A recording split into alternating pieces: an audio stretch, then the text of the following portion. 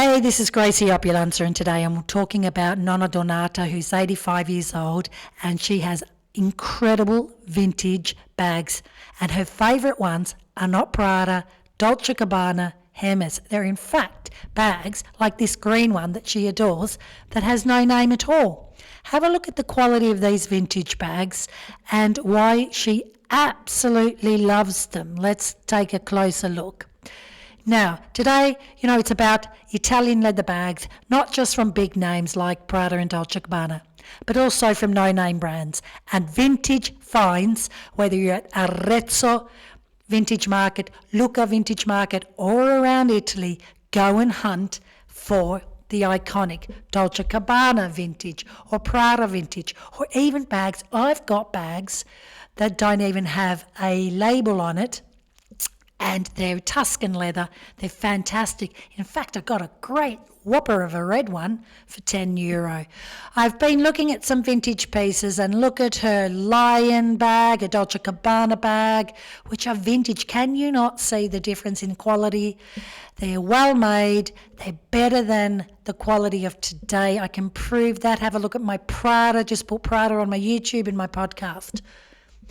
Because Italy has that skill, has that craftsmanship, and it has that stitching, like a stitching on a Bentley, like a stitching leather in a Rolls Royce.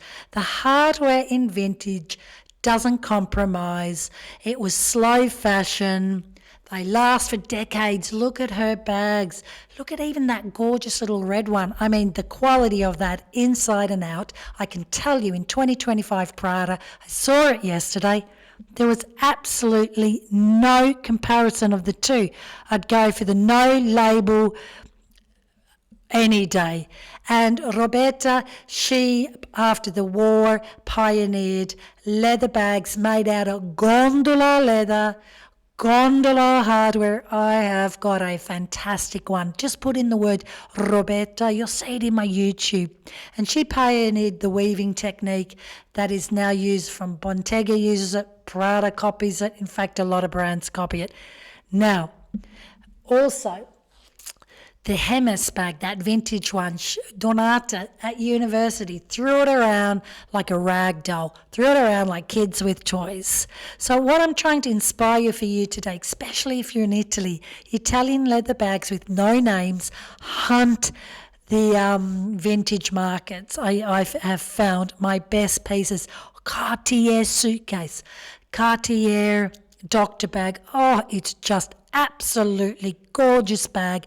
Prada a year ago had a white travel bag. I loved it at €5,000. No thanks. I've got my Cartier one that I got for a whopping €160, never used. So before you run out and spend thousands on Prada, let alone Gucci, let alone Dior, that rip you off, come on, step away from defining your wealth or your personality, or let alone your confidence in the luxury Italian brands. They're not, trust me, I live in Italy, they're not what they used to be. Trust me, I live in Asia. The dupe fashion, because of technology, is fantastic. You can just, if you want to buy a fake, I can't do it, then do so.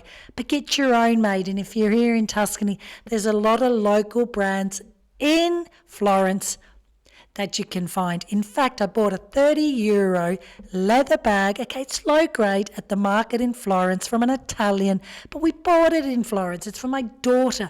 You've got that made in Italy. And I'm telling you, from the Prada that I saw yesterday, check out on my YouTube.